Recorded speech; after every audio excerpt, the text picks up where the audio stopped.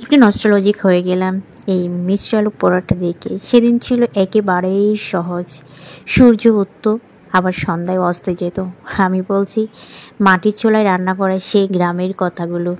সন্ধ্যার সাথে মাটির চুলায় বাড়ির উঠানে মায়েরা ব্যস্ত হয়ে যেত রাতের রান্নার জন্য। মাটির চুলায় ভাত বসানো হতো, ধোঁয়ার গন্ধ, সব কিছু কেমন এত সরল আর এত প্রিয়। আজ যখন স্মৃতিগুলো মনে পড়ে মনটা কেমন হালকা হয়ে যায়, আনমনা হয়ে যায়। যে দিনগুলো চলে গিয়েছে সেদিনগুলো আর ফিরে আসে না, সেদিনগুলো স্মৃতি হয়ে রয়।